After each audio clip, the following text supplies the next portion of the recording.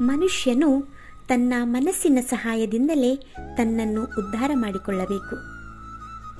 ತನ್ನನ್ನು ಹೀನೈಸಿಕೊಳ್ಳಬಾರದು. ಬುದ್ಧಿಜೀವಿಗೆ ಮನಸ್ಸೇ ಬಂಧು, ಆ ಮನಸ್ಸೇ ಶತ್ರು ಕೂಡ ಹೌದು. ಈ ಮಾತು ಭಗವದ್ಗೀತೆಯ ಒಂದು ಶ್ಲೋಕದಿಂದ ಅರ್ಥ ಕಂಡುಕೊಳ್ತದೆ.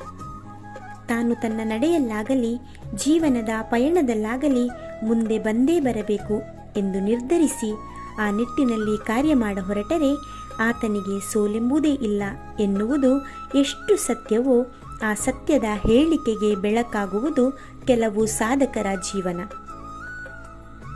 ಅಂತಹ ಸಾಧಕರು ನಮ್ಮವರಲ್ಲೇ ಒಬ್ಬರಾದಾಗ ಅವರನ್ನು ಗುರುತಿಸಿ ಗೌರವ ತೋರಿಸುವುದು ಹೆಮ್ಮೆಯ ವಿಚಾರ. ನಮಸ್ಕಾರ ನಮ್ಮವರೇ, ನಾನು ನಿಮ್ಮ ಜೀವ. ಇದು ಸಾಧಕರ ಪರಿಚಯ ಸರಣಿ ಜೇನ ಹನಿ. ಪ್ರಸ್ತುತಪಡಿಸುವವರು ಟೀಮ್ ಜೇನುಗೂಡು. ಬರಹ ಚೈತ್ರ ಜೋಗಿ ಕೊಟ್ಟತಜೆ. ಹೆಣ್ಣಾಗಿ ಹುಟ್ಟಿದ್ದೇ ಸಮಾಜಕ್ಕೆ ಮಾದರಿಯಾಗಲು ಎಂದು ತೋರಿಸಿಕೊಟ್ಟಿರುವ ನಮ್ಮ ಇಂದಿನ ಸಾಧಕಿ ಸಾಧನೆಯ ಪಥದಲ್ಲಿ ಕಲ್ಲು ಮುಳ್ಳುಗಳನ್ನು ದಾಟಿ ನಿಜವಾದ ಯಶಸ್ಸನ್ನು ಕಂಡವರು.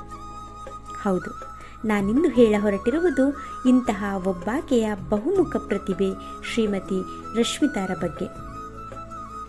ರಶ್ಮಿ ಸನಿಲ್ ಎಂಬ ಕಾವ್ಯನಾಮದ ಮೂಲಕ ಗುರುತಿಸಿಕೊಂಡಿರುವ ಇವರು ಸದಾ ಉತ್ಸಾಹದ ಚಿಲುಮೆ. ಮೂಲತಃ ಮಂಗಳೂರಿನ ಕೊಲ್ಯ ಸೋಮೇಶ್ವರದಲ್ಲಿ ಹುಟ್ಟಿ ಬೆಳೆದವರು. ದಿವಂಗತ ಕೃಷ್ಣ ಕೋಟ್ಯಾನ್ ಮತ್ತು ನವೀನ ಕುಮಾರಿ ದಂಪತಿಗಳ ಮುದ್ದಿನ ಮಗಳು. ಮಂಗಳೂರಿನ ಖ್ಯಾತ ಕ್ರಿಕೆಟ್ ಆಟಗಾರ ನಿತೇಶ್ ಕೋಟ್ಯಾನ್ ಇವರ ಪತ್ನಿ. ಸ್ಟೆಲ್ಲಾ ಮ್ಯಾರಿಸ್ನಲ್ಲಿ ಪ್ರಾಥಮಿಕ ಶಿಕ್ಷಣ ಪಡೆಯುತ್ತಾ ಪಠ್ಯೇತರ ಚಟುವಟಿಕೆಯಲ್ಲೂ ಲೋಕಮುಖವಾಗತೊಡಗಿದವರು.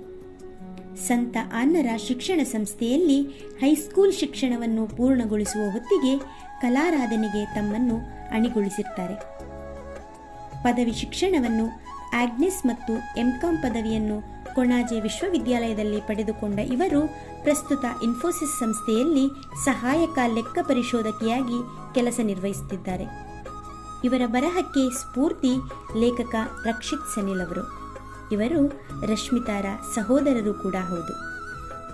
ಅವರ ಜೊತೆಯಲ್ಲಿ ಪ್ರೋತ್ಸಾಹ ತುಂಬಿದವರು ಪ್ರೀತಿಯ ಅಮ್ಮ ಹಾಗೂ ಅತ್ತಿಗೆ.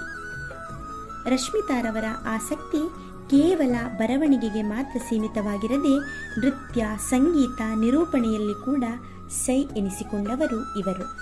200ಕ್ಕಿಂತ ಹೆಚ್ಚು ಕತೆ ಕವನಗಳನ್ನು ಸಾಹಿತ್ಯದ ಅನೇಕ ಪ್ರಕಾರಗಳಲ್ಲಿ ರಚಿಸಿದ ಹಿರಿಮೆ ಇವರದು. ಅನೇಕ ಸಂಘ ಸಂಸ್ಥೆಗಳಲ್ಲಿ ಸಕ್ರಿಯವಾಗಿ ಪಾಲ್ಗೊಳ್ಳುತ್ತಾ ಸಮಾಜ ಸೇವೆಯಲ್ಲೂ ತಮ್ಮನ್ನು ತೊಡಗಿಸಿಕೊಂಡವರು. ಐಕ್ಯಂ ವಿಶೇಷ ಮಕ್ಕಳ ಚೇತನ ಶಾಲೆಯ ಓರ್ವ ಟ್ರಸ್ಟಿ ಕೂಡ ಆಗಿದ್ದಾರೆ. ನಿರೂಪಣೆಗಾಗಿ ಕಥಾಬಿಂದು ಸಂಸ್ಥೆ ಕೊಡಮಾಡುವ ಸೌರಭ ರತ್ನ ರಾಜ್ಯ ಪ್ರಶಸ್ತಿ 2021, ಸಾಹಿತ್ಯಕ್ಕಾಗಿ ಉತ್ತಿಷ್ಟ ಸಾಧಕ ರತ್ನ ರಾಜ್ಯ ಪ್ರಶಸ್ತಿ 2021, ನೃತ್ಯಕ್ಕಾಗಿ ರಾಜ್ಯೋತ್ಸವ ಪ್ರಶಸ್ತಿ 2021, ಸಕಲ ಕಲಾವಲ್ಲಭೆ, ಆದಿಗ್ರಾಮೋತ್ಸವ ಯುವ ಸಿರಿ ಗೌರವ, ಬಹುಮುಖ ಪ್ರತಿಭೆ ಮುಂತಾದ ಬಿರುದುಗಳನ್ನು ತನ್ನ ಮುಡಿಗೇರಿಸಿಕೊಂಡಿದ್ದಾರೆ. ಸನ್ಮಾನ ಸ್ಮರಣಿಕೆಗಳ ಪಟ್ಟಿ ಮಾಡುವುದಾದರೆ ಇನ್ನೂ ಹಲವಾರು 500ಕ್ಕೂ ಹೆಚ್ಚು ಪ್ರಶಸ್ತಿಗಳು ಇವರ ಮಡಿಲು ಸೇರಿದೆ. ಇವರ ಸಂಪಾದಕೀಯದ ಅನೇಕ ಪುಸ್ತಕ ಪ್ರಕಟಣೆಯ ಹಂತದಲ್ಲಿದೆ. ಆಶ್ರಮವೆಂಬ ದೇಗುಲ ಎಂಬ ಆಲ್ಬಂ ಹಾಡನ್ನು ಬರೆದಿರುವ ಇವರು ಸದ್ಯದಲ್ಲೇ ಮಾತೆಯ ಮಮತೆಯ ತೇರು ಹಾಗೂ ಗುರುಜ್ಞಾನ ದೇಗುಲ ಎಂಬ ಆಲ್ಬಂ ಹಾಡನ್ನು ಕೂಡ ಲೋಕಮುಖವಾಗಿಸಲಿದ್ದಾರೆ.